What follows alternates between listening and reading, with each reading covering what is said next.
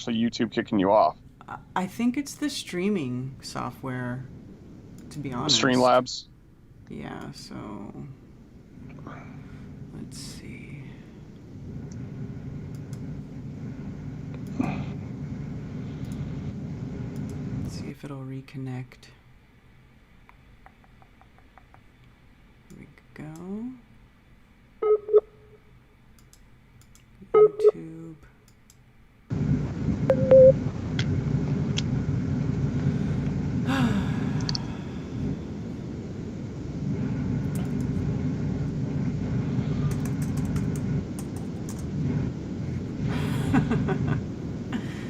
Okay.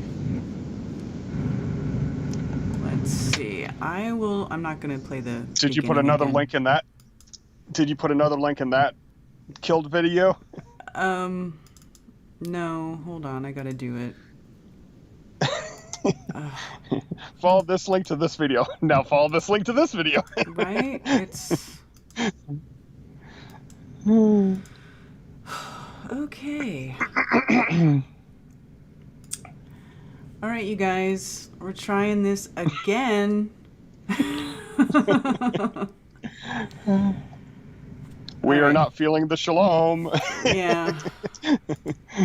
Okay, it looks like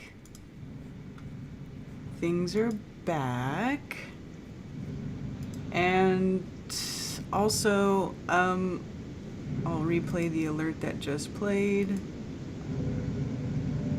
Thank you for KGUP Presents for your donation. Cheers. Thank you. Thank you, Shalom. And also, Shalom for the super chat from Smoke C. Thank you. I wish that the super chat helped the streaming. I know. So, sorry about the technical difficulties. So we should be good now. So let's continue. We'll do a very quick recap. Like, the whole idea is that Avram was in a city. You connect to the Creator better in the wilderness. So when he was trying to connect to the Creator, and there was all the idolatry that was around him, the Creator told him to go out to nature to reconnect with him. And when you try to connect with the Creator, you have to be careful because you have intuition and influence, and you have to decide between it being from yourself, from an outside source, or from the Creator. But the more you do it, the more you'll get used to recognizing, the piece of listening to the Creator. And ever since I started doing this back in 2002, it's been an adventure, to say the least. Yeah. Oh, sorry, 2012. Sorry, not 2002. Sorry, 2012. And I was reading on Karen's screen, something else that we didn't point out on verse 12:4 is, people that say, "Oh, I've lived too much of my life. It's too late for me to change now," and they're like, 40 years old. Avram was 75 when he started following the Creator. 75. So, this whole thing about, age has nothing to do with anything. It's just how long you've been here. Yeah. You can restart, you can reboot at any point in your life. For me, it was in my early 20s, and my life changed. Like, that old Jack has nothing to do with me. He's dead. So it's never too late to change. And I'm sure people, who have woken up to the flat earth reality can say the same thing, because as soon as you realize that the earth is flat, everything changes. Your whole life changes. So it's never too late to start changing. Agreed? Agreed. Absolutely agreed. Alrighty. So in verse 12, he got called out, and he's on his way out to the wilderness. And like I was saying earlier, these names have meaning. And if you look at the origins of these names, you'll see that they're all descendants from Noah. Every city, every country, you can trace back to its origins of the first family that got off the ark. So that's also interesting. And he went into Egypt. He lied to the king, and he was blessed for it. That's right. And some people, they have this whole thing like you should never, ever, ever, ever lie. And I disagree. I think there are problematic situations where you have to not tell the whole truth. Let's put it that way. Especially if it's in situations where it's self-preservation is involved. Exactly. And I mean, this is no different than what we deal with right now. They may think, well, because you're a righteous person, you'll never lie. Therefore, we'll ask you questions that will, quote unquote, entrap you into the answer that we're looking for, right? Anyone who looks into First Amendment right testers and stuff like that, or a situation where people know their, quote unquote, know their rights, and they say stuff like, I don't answer questions, that's valid. I'm just saying, though. Mm-hmm. All right, so we can go to, we can go ahead to 13. All righty. And I see somebody asking about where the other episodes are that aren't on my channel, that aren't on this channel. I have another channel. It's Unveiling This Realm. I have it listed on my channel page that you can link to it. I stream over there when this channel has a strike, and now I'm back on this channel because that channel has a strike. Or I stream live on Odyssey, Twitch, and Rockfin. Okay? So that's where you can see the streams. Every stream is on Rockfin and every stream is on Odyssey. And those are the only two places where all of the series is complete on one channel. Because YouTube sucks. I have been collecting them. If you go to Just Jack Flat Earth and go to Interviews and Hangouts is the playlist, you'll see them all there. Also, my streams that I did with Austin Witsit Gets It as well. There you go. And we get into some other stuff. We're not methodically going through the scripture with me and Austin because, we talk about more. It's probably more advanced. Yeah, well, not really. It's not more advanced. It's just we get into other subjects that is not specifically going step by step through the scriptures, but it's all scripture based, all of it. I debunk a lot of things in churchianity on Witsit's channel, so awesome. Using scripture, yeah, which send people spiraling. Have you guys started doing that again? Yeah, we did do another Shabbat stream last week, and the thing about Witsit is if nobody watches him, everybody should go watch Witsit Gets It. That's WITSIT space GETS space IT. He does a lot of activism, and he's driving all over America to do it. Yeah. And I don't know anything about sports, but right now he's been streaming at the important games near Lake Michigan. I don't know, these important basketball games. And so he was telling me how, if you watch the last stream that he did there, he actually got harassed by the cops, and thankfully he knew what to say to stand up for himself. But after he left there, he went back and he read through the ordinances again, and now he's even more equipped to say, no, this is exactly what the ordinance says, because he's going to print it out.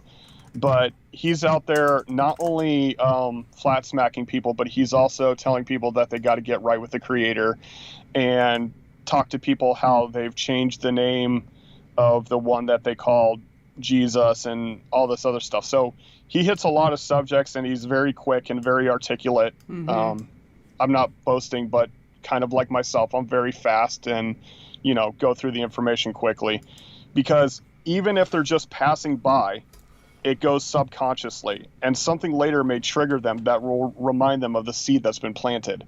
And that's what he's doing. And anybody who gets an opportunity for an open door to just share a little bit of truth should absolutely take it. Be bold in sharing truth, regardless of what they may mock or ridicule. Just remember, that's just the initial reaction. That happens to everyone. So eventually something's going to click. So don't be afraid to share. Word. There's my rant. Well, with everything that's going on in the world today, now is just I'm done. you know, Yeah, if you keep now your I don't mouth even shut, care. it's just if you keep your mouth shut, nothing's going to get better. It's just going to get Yeah, worse. we have to get So, louder. All for right. sure. All right, so Genesis 13. All right, Genesis 13. And Avram went up from Mitzrayim into the south, he and his wife and all that he had, and Lot with him. Right. Now, Lot is actually Lot, but Lot. that's okay. That's right. Mitzrayim is what they call Egypt today. And Mitzrayim is actually a descendant of Ham, and you can see this in Genesis 10:6. So Mitzrayim is Egypt. That came from Ham. So I'm just saying, though. Okay. And Abram. What? Go ahead. Oh, no, I was going to say that the names like Avram means the lifted father, and Lot means the wrapped or the veiled, which we addressed last week. And this is Avram's nephew, Lot. Okay. Went out of Egypt. Yep, see, Egypt. Probably the second. See, there's two words there? Yeah. Because it says from Egypt. Ah, That's okay. why. There, that makes sense. No wonder. I was like, Which- why am I not picking up the right Which word? sometimes they show the root word, like that's the root mem. Mm-hmm. That was that first number. Sometimes they show it, but very barely ever. So I don't know why they decided to include it there, but great. Because now you can actually see that the root word that typically is not shown, this is an example of that. Okay, cool. All right. And Abram was very rich in livestock, in silver, and in gold. Okay. Now, I wanted to go through this because when they choose the word livestock, they're actually deciding which word to use here, because it actually just means possessions. Like if you read their herd possessions. Uh-huh. Oh, we lost Jack. Very rich in cattle, but... It's your prop. Okay. You there? So something bought, something that is property. Hello? That is property. Hello? But, hello? Yes? Can you hear me? Okay. I'm just Okay. making sure you can hear me because I keep clipping out. Yeah. Yes, so he was very rich in property, and that would include livestock, but they're taking freedom in which word they use there. Yeah, but their first definition says property, but only livestock. Yeah, not necessarily. Because if you keep reading, it says abstract as well. So how could it be only cattle? You know. I don't know. Anyway. Because it isn't and stuff. All right. And he went on his journey from the south as far as Beit El, to the place where his tent had been at the beginning, between Beit El and Ai. Very good. Now, Beit El is what we would, in the English, Bethel. And Bethel means house of El. And this is not named this until 4 generations later. Abraham, Isaac, Jacob, 3 generations later. So, again, this is Moses writing the history, and he's talking about that location that of Beit El. That's where he went to. Mm-hmm. He went as far south as that. A place in Palestine is what it says. I wonder if that's... Yeah, Palestine. Palestine is definitely a new word. Palestine is what they started calling it in the 40s, I believe, is when they started calling it Palestine. No, Palestine was being called Palestine before the 40s, wasn't it? I'm gonna check. Now that we're definitely going off. Okay, we're track definitely here, but, okay. All right. I just want to look this up.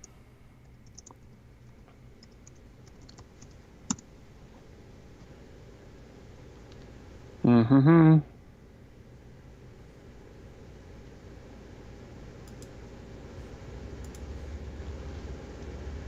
The history of Palestine is the study of Palestine. Well, that doesn't help. Okay. I'll just keep Yeah, reading. go ahead. To the Yeah, place to the place of the slaughter place which he had made there at first, and there Avram called on the name of Jehovah. Now Lot, who went with Avram, also okay, had Palestine. flocks. Palestine was named by the Greeks in the 12th century. Sorry. Okay. But I it's still thought a it new was concept. older. I thought that Yeah. was an old name. Okay, Yep. so now Lot, who went with Avram, also had flocks and herds and tents. And the land was not able to bear them, that they might dwell together, for their possessions were so great, so they could not dwell together. All right, so they started getting prosperous, right? Mm-hmm. Both Avram and Lot. And they're like, there's not enough land here for the both of us.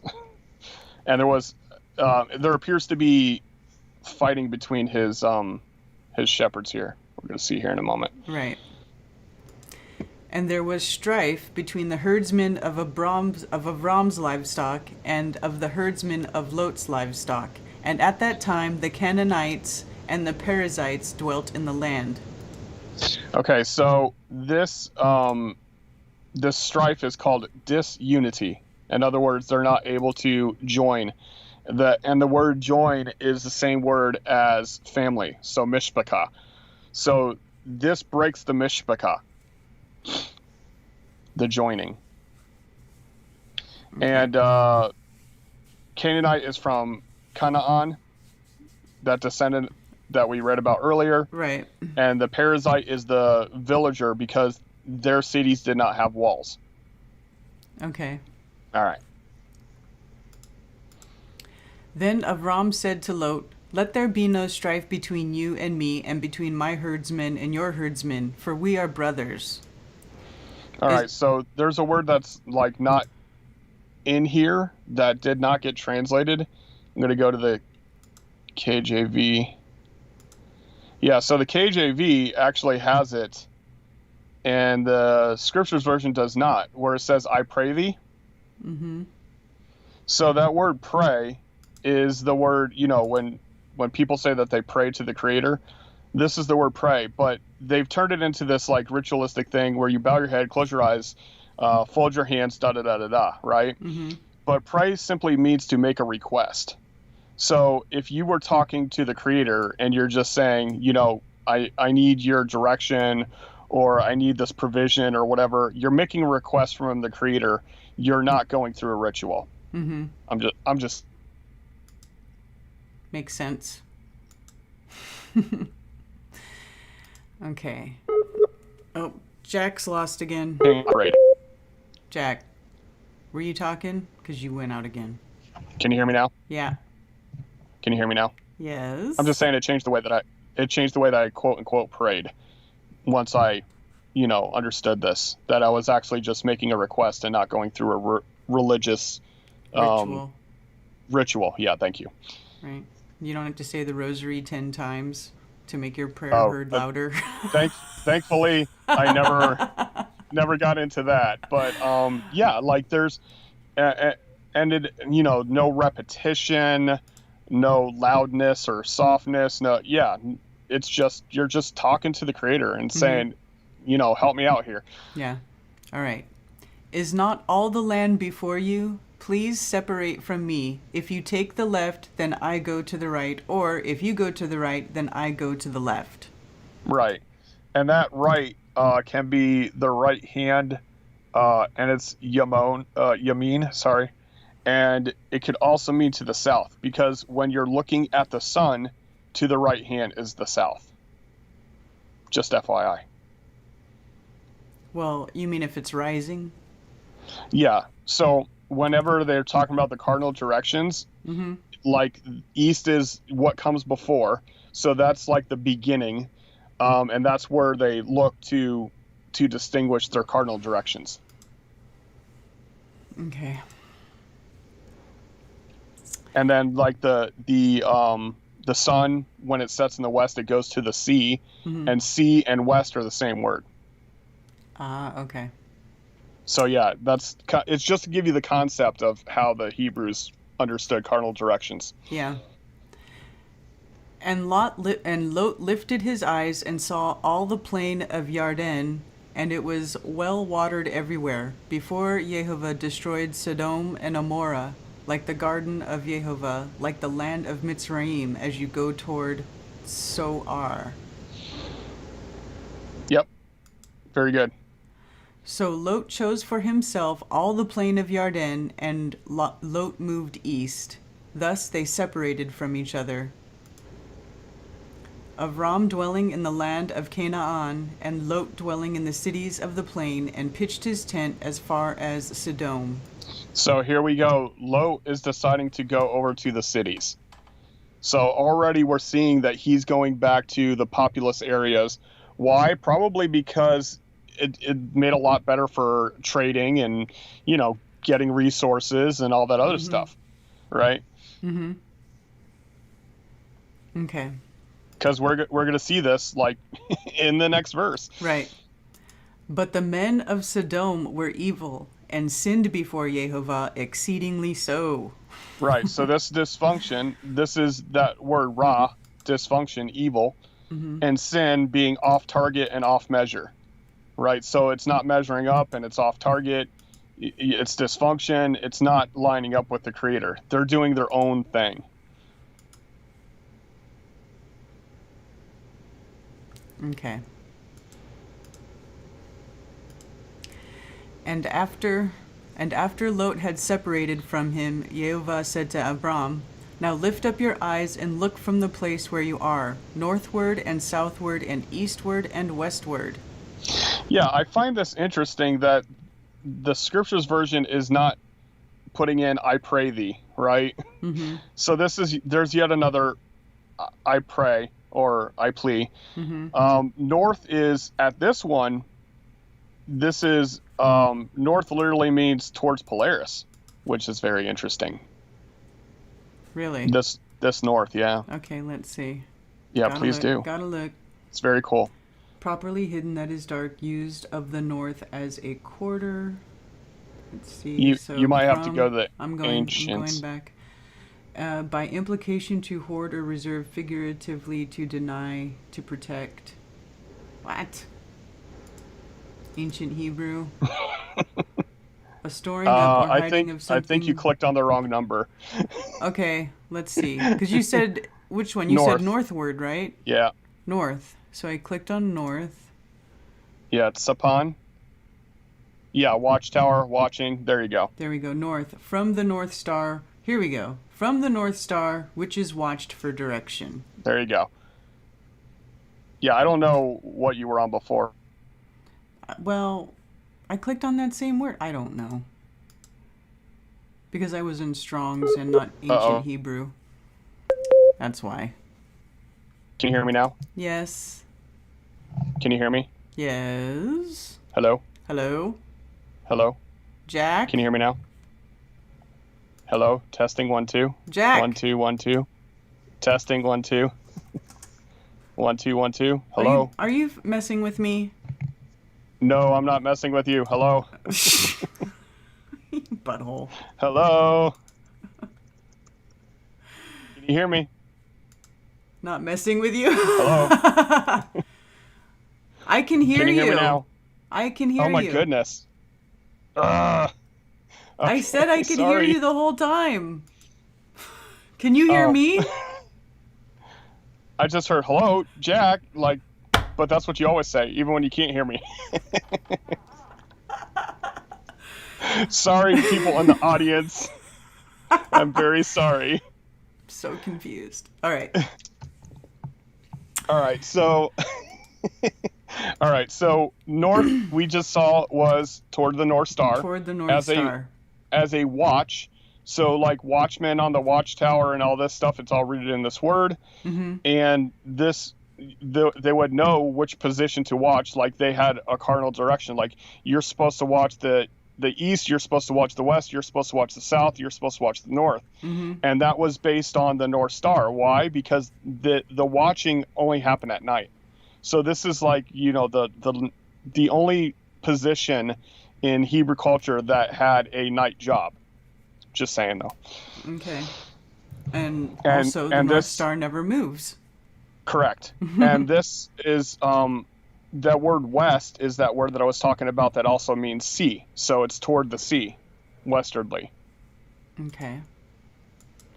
Should we show that too? Let's show Sure. that too.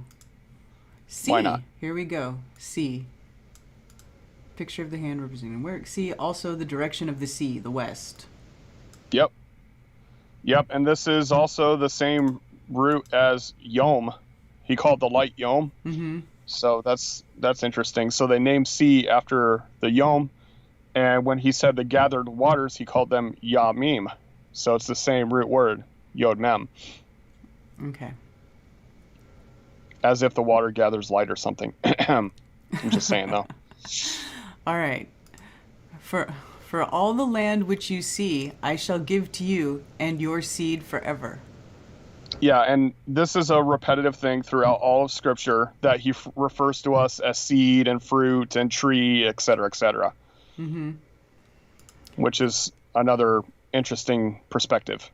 And I shall make your seed as the dust of the earth, so that if a man could count the dust of the earth, then your seed also could be counted. I can do that. No, I'm just kidding. 1 grain of sand. I know, right? That's ridiculous. Arise, walk in the land through its length and its width, for I give it to you. So Avram moved his tent and went and dwelt by the terebinth trees of Mamre, which are in Hebron, and built a slaughter place there to Yehovah. And like I said, I don't like slaughter place. Altar is better. Yes. Whenever it says, it doesn't say here, dwelt by the terebinth trees. Okay, so, yeah. Well, I have a different translation there.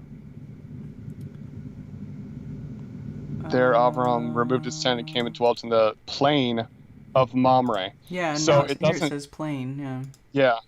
So the terebinth tree is the word plain literally means the land of the oaks.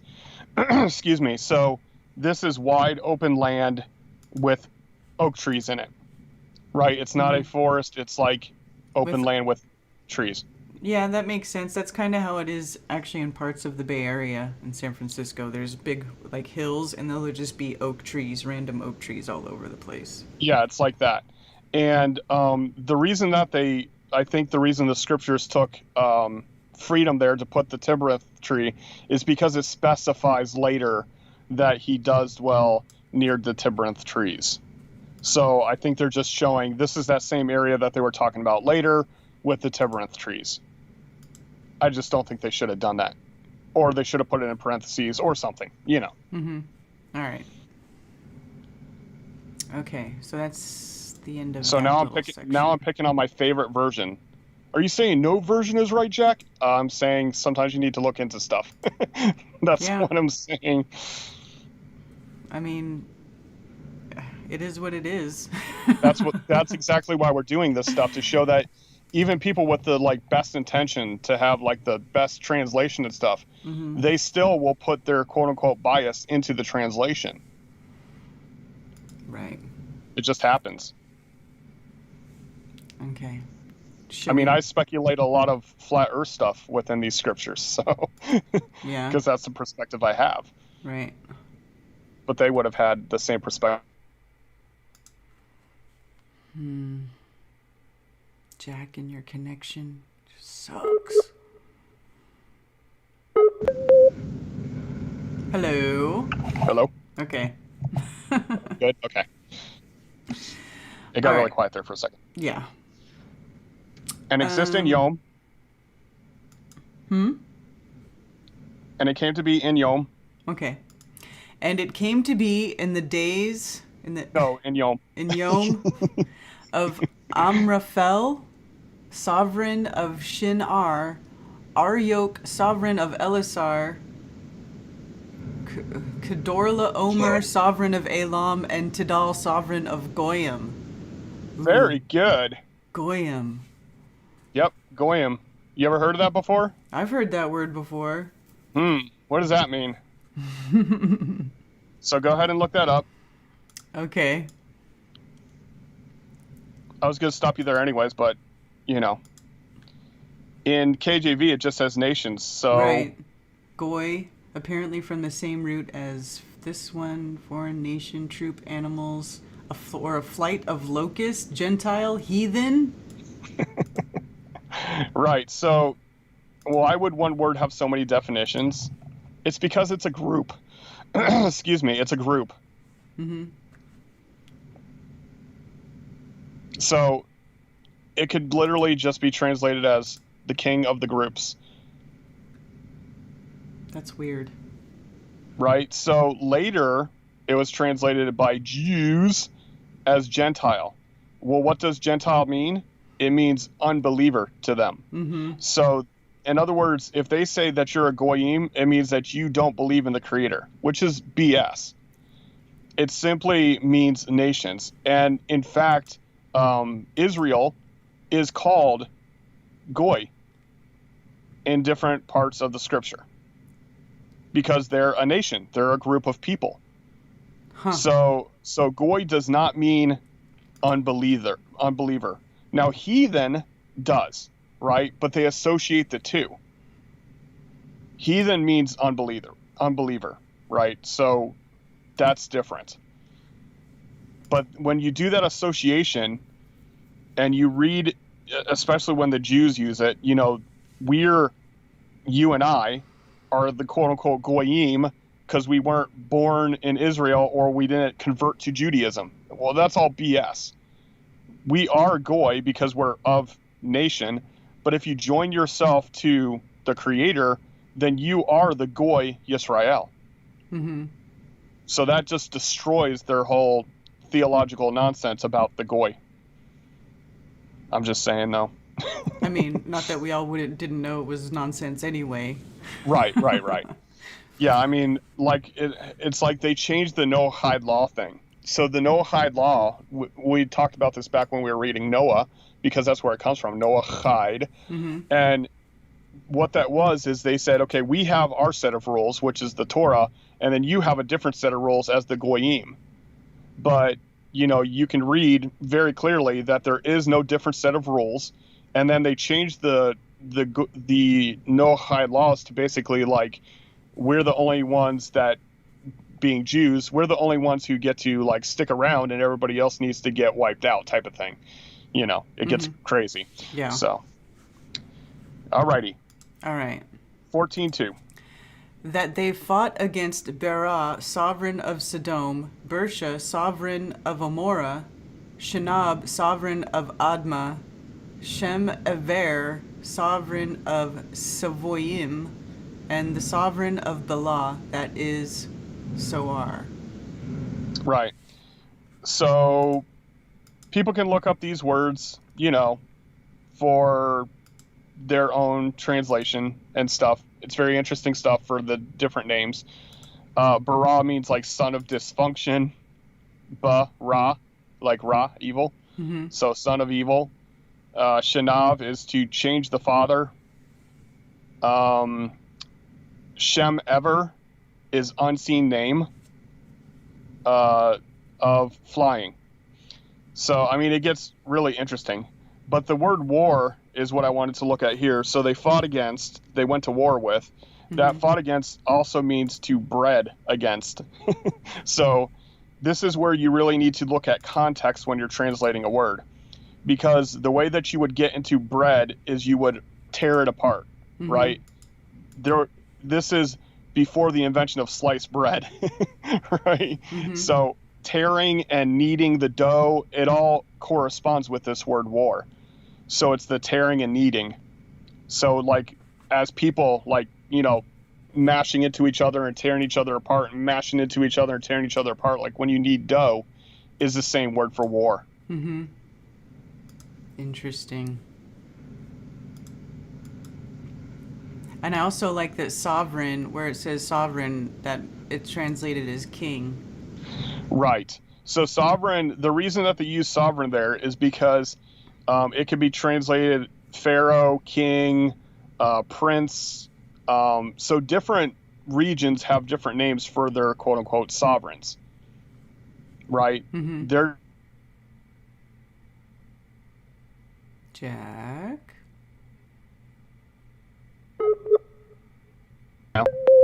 test two. Hello. Testing. Yes. Can you hear me? Yes. 1 2 1 2. Yes. Okay.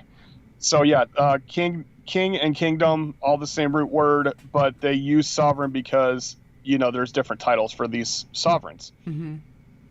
All right. All these joined together in the valley of Siddim, that is the Salt Sea. Right. Now, how could a valley be a salt sea? Well, because it wasn't always a salt sea. That's an interesting thing. Yeah. Okay.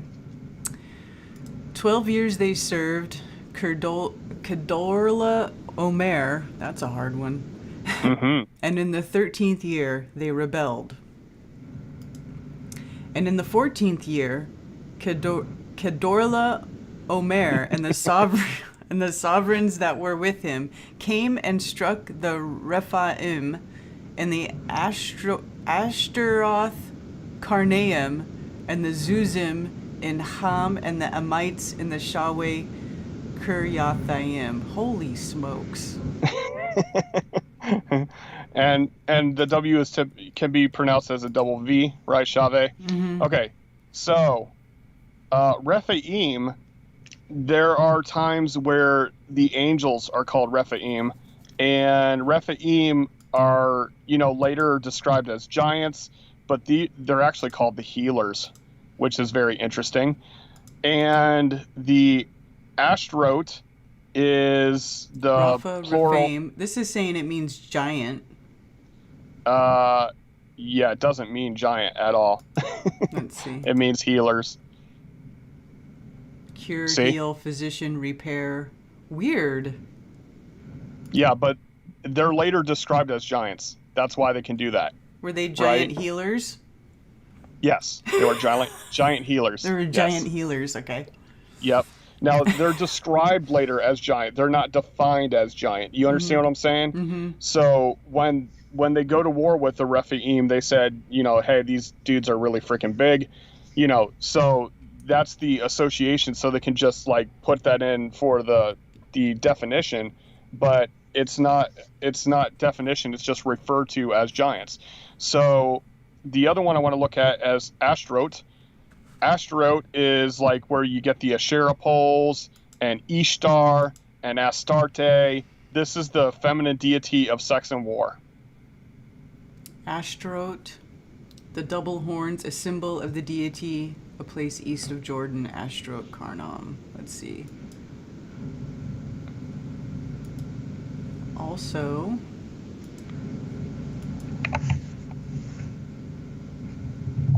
Yeah, increase. Ashar. Sexual prosperity, if you will, and fertility. So this is where we get Easter. To be wealthy, riches, the riches that make one wealthy. Yeah, that's Asher. But Ashtar wrote, that's where they add the tav in there. Mm-hmm. That's what makes it the deity-s. Okay. The goddess of fertility and war. Okay, there's no ancient Hebrew for that one. No, you have to go to the root. To the root. Yeah, exactly. But I mean, this is Here we go. You can look it up historically. False goddesses in the Canaanite religion, usually related to fertility cult. There you go. A city in Bashan, east of Jordan, given to Manasseh. Yeah, and you'll see later in scriptures where they have to deal with Asherah poles, and they'll have a Asherah altar with a tree next to it, and that tree represents the missing member, the missing genitalia member of her son Tammuz. But this is historic. This is not written in the scripture, but you can see where Israel becomes evil and they start worshiping Tammuz. So Tammuz is mentioned, Ashtoreth is mentioned, but the way that they did their worship is in the Canaanite history, so you can actually see it from them. But basically child sacrifices and orgies, the typical nonsensical stuff. All right. And when I say orgies, I'm not talking about consensual either, so it's bad stuff. But anyway. Okay. And the Horites in their mountain of Seir, as far Very as good. El Paran, which is by the wilderness. Yep. And El Paran is the deity of decorations. That's funny. And they turned back and came to En Mishpat, which is Kadesh, and struck all the country of the Amalekites, and also the Amorites who dwelt in Hatzetzen Tamar. Okay. And the sovereign of Sodom... Oh, we lost Jack. Hello? Hello? Yeah, I'm back. Okay. Can you hear me now? Yes. Okay. You're at verse 14:8, yeah. Okay. And the sovereign of Sodom, and the sovereign of Amorah, and the sovereign of Admah, and the sovereign of Seboim, and the sovereign of Bela, that is Soar, went out and joined together in battle in the valley of Siddim against... And joined together, the join together here is not the same join as family. This is why English and Hebrew are different. So there's different words that we translate as join. But this literally means to make an arrangement, make a plan. Okay. So they're going to war, so they're conspiring, basically. Okay. Siddim against Kedorla Ormor, sovereign of Elam, and Tidal, sovereign of Goyim, and Amraphel, sovereign of Shinar, and Aryak, sovereign of Elasar, 4 sovereigns against 5. Yeah, and the other thing that you should see here is Goyim may not necessarily be a capital G type of scenario. In other words, he was a sovereign of the different groups rather than the sovereign of a group called Goyim. You understand what I'm saying? The scriptures decided to capitalize it for some reason. I don't know their intention, but it could just mean of the nations or of the groups. So just take that into consideration. But yeah, so there's 4 kings going against 5 kings, and none of these have to do with Abraham directly, or later called Abraham, now called Avram. Okay. And in the valley of Siddim had many tar pits, and the sovereigns of Sodom and Amorah fled and fell there, and the remainder fled to the mountains. Now later these are called Sodom and Gomorrah, right, by translation, but it is Sodom and Amorah. Okay. And they took all the goods of Sodom and Amorah and all their food and went away. And they took Lot, Avram's brother's son, who dwelt in Sodom, and his goods, and left. And one who had escaped came and informed Avram the Hebrew, for he dwelt by the terebinth trees of Mamre the Amorite, brother of Eshcol, and brother of Aner, and they had a covenant with Abram. Okay, so this is also the terebinth tree. It's, field of oaks. And whereas this is the first time where Avram is called the Hebrew. Hebrew is Ivri, which means a crossing over. Just FYI. It's not actually Hebrew, it's Ivri, and it means crossing over. And then where it says he had a covenant with Avram, that's true, but I think the KJV covers something confederate with Avram. So it's more than just a covenant, it's a Lord covenant. So this is the word Adonai, or no, it's not, sorry. This is the word Baal. Yeah, I was going to say, I just clicked on it and it came up as Baal. Yeah, Baal means Lord. So, later we talked about this, we looked at this, that Baal later becomes the name of a deity, which just means, master, lord, whatever. So this covenant is not just a covenant like, hey, we get along together. This covenant is like, okay, Avram, you're in charge of this area. Like, we give you lordship. Like, we understand that you have authority here. That's what it means. So it's deeper than just a covenant, which, if you look there, you can see it clearly now because it says Baal covenant. So it's a lordship covenant with Avram. Okay.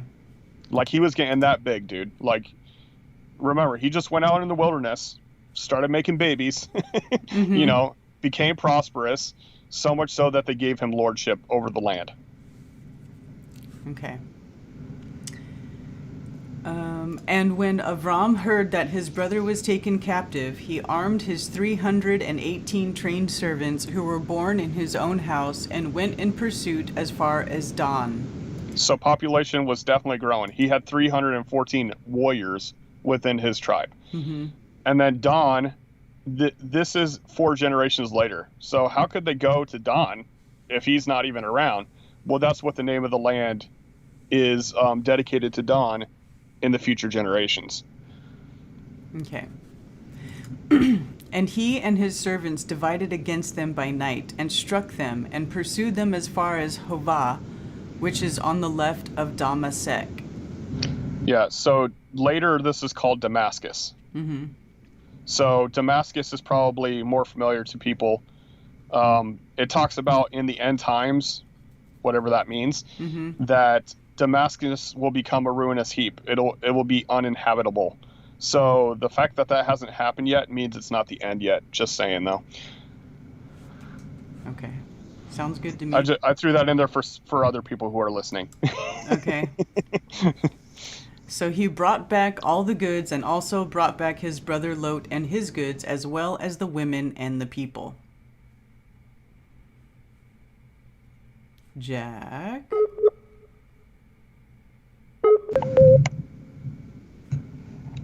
Hello? Yeah, I knew I was breaking up because I couldn't hear you, so. Yeah. Can you hear me now? Okay. Yep. Okay. All right, so brought back all the goods. And goods can also be called his collections. And brought back his brother Lot and his goods, and as well as the women and the people. So you got 5 against 4. 5 kings fighting against 4 kings. And Avram goes in here with his measly 318 people and knocks them all out to save his brother. Now, granted, he probably had the element of surprise, right? Right. Because he didn't go out to war with them. They were probably camping out, and he probably snuck in there and took the 318. Well, it says they did it by night. Yeah. So that's definitely what they did. They snuck in there. They did like a guerrilla operation. Exactly. I don't think that they went in there with torches blazing and trumpets bleeding, and they just went in there. They snuck in there and wiped out, all the kings to get to his brother. That's pretty badass. Definitely. And then definitely badass. And took them all back. Okay. And that's how you love your neighbor. I'm just kidding. Sorry. Had to do it. All right. All right. And after his return from the striking of Kedorla, Omer, and the sovereigns who were with him, the sovereign of Sodom came out to meet him at the valley of Shaveh, that is the sovereign's valley. Very good. And Melchizedek, sovereign of Salem, brought out bread and wine. Now he was the priest of the Most High El. Very important here. This verse is very important, okay? So it talks about this, later in the book, it talks about this dude, Yeshua, who came not of the order of Aaron, but of the order of the Melchizedek, which is this right here, Melchizedek, okay? In this particular instance, it's actually Melchizedek, which means my righteous king. And this is sovereign of Salem. Now, Salem may not sound very familiar except for like Salem that we, adopted. But this later gets called Yerushalem, which I'm sure you've heard that. Yeah. right? Jerusalem. Mm-hmm. So later on, David, makes the claim of this being the most set apart city of all of the land. And Melchizedek, or Melchizedek, is the king of this region at this time. This is before they go into the land. And he was a priest of the Most High El. Well, there was a lot of quote unquote El, deities of that land. Mm-hmm. So they had to make a distinction here of the Most High El, which is El Elyon, El of the collection of aboves. So it's the highest of high, right? So El Elyon is going to come into play here in a little bit, because the king of Sodom is also going to bless by a deity.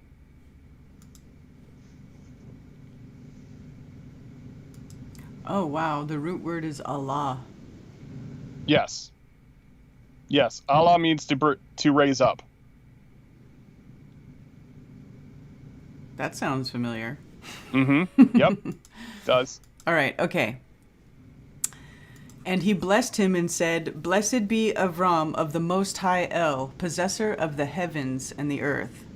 All right. So we're talking about the big cheese here. We're talking about the creator. Mm-hmm. Okay. And blessed be the Most High El, who has delivered your enemies into your hand, and he gave him a tenth of all. Yeah, I don't know why it doesn't just say El Elyon, right? It's kind of reverse, right? Most High El Most High, Mm-hmm. But El Elyon, who has delivered the enemies into your hand, and he gave him a tenth of all. Now, there's a dispute amongst scholars whether Melchizedek gave a tenth to Avram, or if Avram gave a tenth to Melchizedek. But yeah, that's for people to figure out on their own. Well, it says Avram blessed by Melchizedek. Right, but don't forget Melchizedek. the order of words in English is, per translation. It says, "And do bless El Elyon, that which delivered to him tithe from all."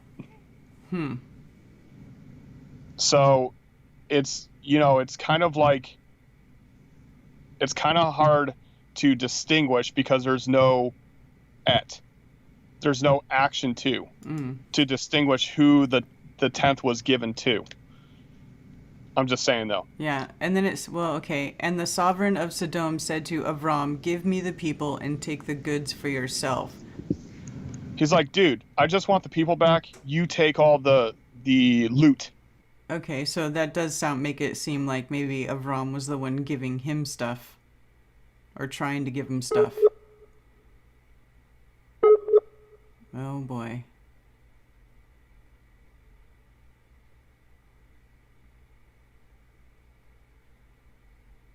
Hello. 1, 2. Hello. Hello. Hello. Can you hear me now? Yeah. Testing. Okay. Yes. My goodness. All right. So you were saying what now? I was saying that line You right think- there, that makes it sound like it was Avram who was trying to give Melchizedek. A tenth to Melchizedek. Right. Yep. Okay. But Abram said to the sovereign of Sodom, "I have lifted my hand to Yehovah, the Most High El, the possessor of the heavens and the earth." Right. So he's making a distinction with Sodom, the sovereign of Sodom. Mm-hmm. Like, he's like, "Oh, dude, I just want the people. You take all the loot. Mm-hmm. Even though I was the one going to war, you can take all the loot." Yeah. So he says, I've raised my hand. I've lifted my hand. So he's saying is he saying that he made a promise to Yehovah? Yep. Not to take a thread or sandal strap or whatever is yours, lest you should say, "I have made Avram rich," except only what the young men have eaten, and the portion of the men who went with me. Aner, Eshcol, and Mamre, let them take their portion. So these dudes who went with him, to to go raid the area, they're going to get a portion. But Avram's like, dude, I don't want you like coming up later, years from now, saying, yeah, I'm the one who made Avram rich. I gave him all the loot from that war with the 9 kings. And so, Sodom also had, deities that he would, worship and bless by. And so he's making a distinction. I swear by the Most High El Yehovah. So he names him and says the Most High El and the possessor of heaven and earth. And that's Shemayim and Eretz, of course. Let's go back really quick to, where is it? 14:18. Okay. So Shalom is also Shalom, right? This is the completion piece. Like everything that you need is there, therefore you're at peace, okay? But the bread and the wine thing is a practice that's done throughout, like, Israel culture all the way up through Judaism, and now they have extra rules added to it and stuff. But breaking of bread is a way to end war. And it's also a way, if you want to join families, you would break bread, right? And this goes through multiple cultures to this day. Like if you really want to like make a joining with 2 peoples, you would share a meal together, right? Break bread. And this breaking of bread is that same word that was used for war. So on the negative sense of the word, it's war, but on the positive sense of the word, it's bread. And this is very interesting because the bread and the wine is also something that happens in the New Testament, and I'll let people look that up for themselves to see what I'm talking about there. But this is not a wafer and a little cup, a little plastic cup and a little round wafer in a church. This is an actual breaking of bread. It's an actual connection between 2 peoples. And this is something that they did on the regular, not just once a week. I'm just saying, though. So this is not a religious New Testament thing, is what I'm trying to say. Okay. You know what I'm talking about, bread and wine? Like the communion. Yeah. Okay. So it's not. That's what I'm saying. It's not that. There's no round disc wafer and little shot glass of wine.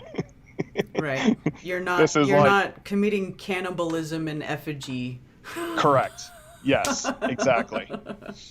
Yes. There is symbology of, the breaking of the bread, and there's symbology in the drinking of the wine. And the way that it's done today in practice is they say Baruch atah Adonai Eloheinu melech haolam B'rei Peri Hagafen and Hamotzi Lechem min haaretz. So this is who bring blessed be they say Adonai, but it's Yehovah, King of the universe or King of eternity, who brings forth bread from the earth and fruit from the vine. So it's not blessing the bread and it's not blessing the wine. It's blessing Yehovah. It's blessing the Creator for provision. It says, so the Malachi Tzedek, sovereign of Shalom, brought out bread and wine, and he was the priest of Most High El, and he blessed him.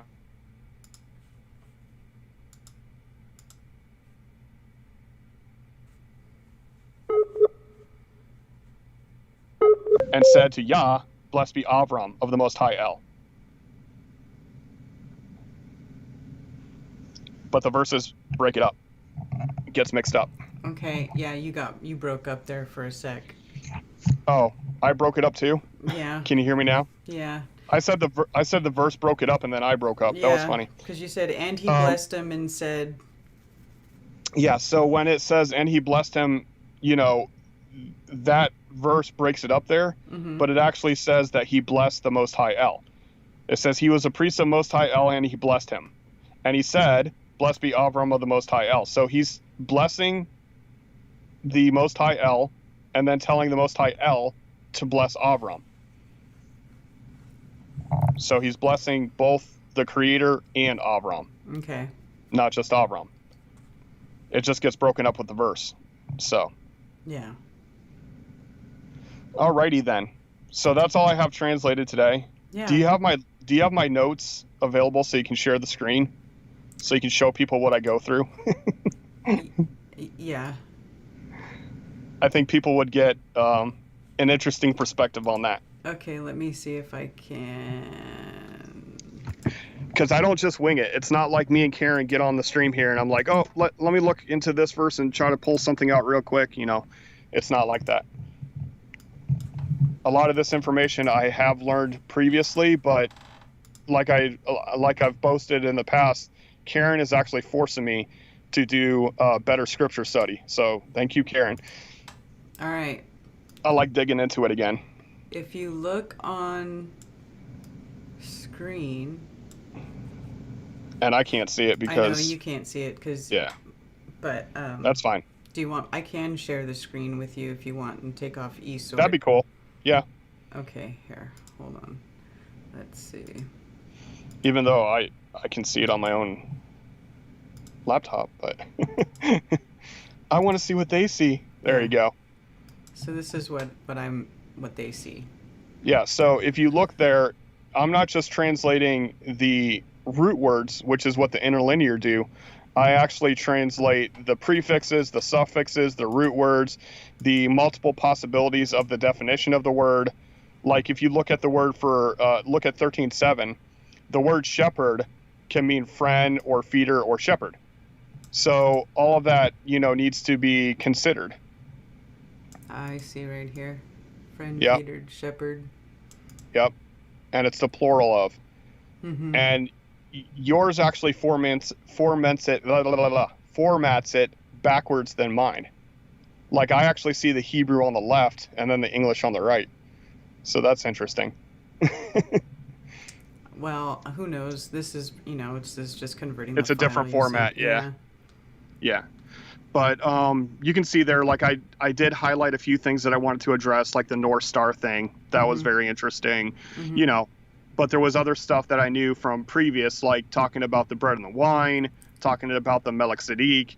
These are things that I learned previously that, jump out of the page when I'm reading it anyway. But there's Rephaim right there, heel plural, which I didn't highlight, but it stuck out to me, so I remembered it. Mm-hmm. So this is the process that I go through every week, where I break down as much as I can. And the reason that there's a little % sign with the highlighted orange is because these notes can be incorporated into eSword to where you click on the verse and it'll bring you to that verse within eSword. But it doesn't. I'm gonna play with this later and see if I can get it to import. That would be awesome. Yeah. Yeah. Because we tried it. I tried to import my notes to Karen before, but she has the Mac version and I have the PC version, and there was some kind of issue there. Even though it said it converted to Mac, I don't know why she wasn't able to see it, but I'm going to be doing some research on it as well to see if I can see if there's a better way to import it so that she can see it off to the side. So she'll be able to see the translation and the dictionary and my notes all on the same page. And as she changes the verses in the scriptures, the notes will pop up below. So that would be pretty cool for other people to see that. Yes. And I can't share it from my computer because for some reason I keep glitching out on my internet connection.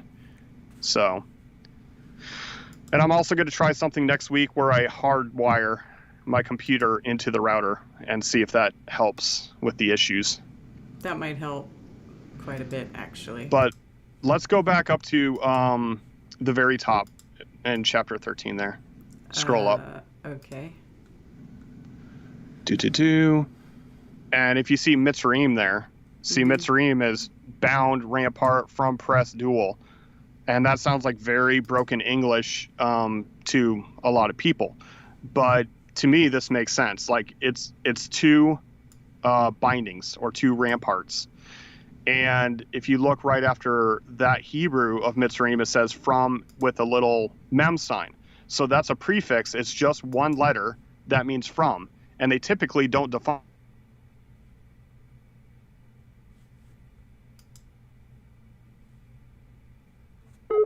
which was interesting. So, I mean, this is like... Jack? Jack? Right under the word Avram. Jack, you broke up. I couldn't hear what you were saying there for a second. Hello? Hello? Hi, how are you doing? Okay, so right below Avram, and excuse me for coughing. I hate that when people do it on their streams. I'm so sorry, people. Right below Avram, it says and all, the very top line, middle. See, okay. And all? Mm-hmm. That's just 3 letters, and it's 2 words.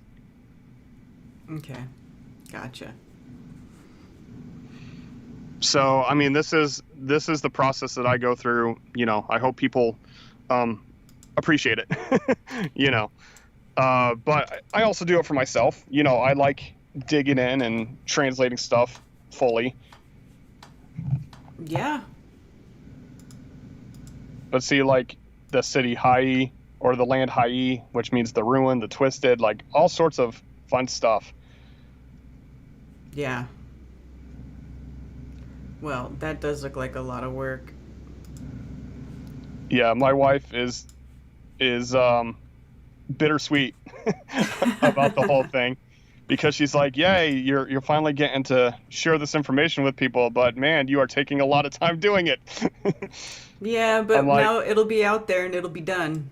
Exactly. Yeah. And I seriously appreciate it, and she does it too, because she's seen the comments that I get.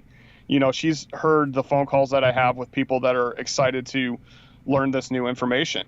You know, and I'm not trying to like convert anybody into a religion. What I'm trying to do is get people to look at the book themselves. That way they can see the information that's there that has been, you know, hidden by translations and religions and everything else to try to control people. When you have the power yourself, when you can learn how to read into it and learn how to define things for yourself, because, you know, as we saw, even my favorite version, which is the scriptures version, has some discrepancies with the literal interpretations. So it's up to me, or in, you know, their case, them, to not trust me. Like, they can go through this same process that I'm going through. They can use the same software. You know, it's really a good, you know, program to be able to dig in yourself.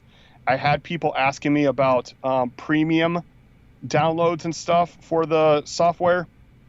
I suggest you just do what is there for free. It's definitely enough for, you know, surface level understanding, where you're not getting so much twisted in their religious perspective when they're writing their, you know, translations or dictionaries. So, you know, we should have done it ahead of time. But we had so many like glitches at the beginning of the stream. Mm-hmm. I'm willing to answer questions about the first 14 chapters we've gone through. If people want to type in chat, like just put a couple of question marks first and then type what question they want to ask. I do get mingled questions, even though if we put specifics on it, I've done it in other chats where I say, okay, ask me about this subject, and they ask me about something completely off the wall type, you know, questions, philosophical and religious questions. So, all right. Yes, well, Ammo Walk, I do have a great wife. Yes, he does have a great wife. I like her a lot. I love her. Yeah, my wife, Mrs. Karen, we're gonna go visit her again real soon. They're tight. They're good together.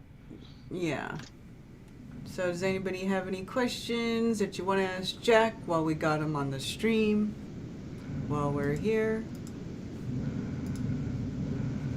Let's just see if anybody has any questions. Yeah, I agree. Bible supports flat earth. If the truth doesn't lead you to Yahuwah, which is another pronunciation of Yehovah, then question the truth you're hearing. I agree 100%. If they're leading into, you need to put money into this building so we can build a bigger building to bring more people in to charge more money, there's a problem there. It's a serious, serious problem there. Salted Cedar said, I didn't know there were many L's, thought there only one most high. Well, L Yeah, doesn't mean most high, right? Correct. El Elyon means most high El. So that is specifically speaking of the highest deity. Now, Melchizedek did not have multiple deities. He only had one, but he had to distinguish because there were people who had a lot of deities, and El just means strong one. So a strong leader. So a strong leader could be a man, it could be a statue, it could be a metaphysical deity that they're, thinking up or whatever. But this is why there's a distinguishment between El Elyon, which is the most high El, which is the possessor of heaven and earth, the Shemayim and Eretz, to where, they could distinguish, okay, we're talking about that one that started everything. And even though the cultures had multiple deities, they still believed in that high. Oh, Jack. To phase him out, and I don't mean him because it's, the creator's not male or female, but it wasn't until later that they tried to phase Jehovah out and tried to worship just other deities. Like there was the war against, or the battle of prophets or priests between Baal and Jehovah. And in English, they both mean Lord. So it's like either the Lord is God or the Lord is God. When in actuality, there's a contest of if Baal is the El, or if Jehovah is the El. Now that is the hey, the is a specific, what's the word? It's not like a car, it's the car, right? Mm-hmm. Like the L. Mm-hmm. Okay. Jack L. like the crazy dogs. Yeah. Anyway. But all yeah, right. Karen L, Mike L. Right. Well, Mike L, that actually comes from who is like L. That's what Michael means. So so I guess no questions there. There are some. I see one. Hold on. There's one in. I don't know if you can answer this. It says, "Why is there so much confusion about being prosperous or not being meek, or be meek, own nothing?" Well, the whole idea of owning nothing is definitely a New Testament philosophy, and I think that this was pushed really hard by the Catholic religion, because all of the prosperity of the land went into building or converting, I should say, temples and cathedrals and other such things. Yeah, so. So right.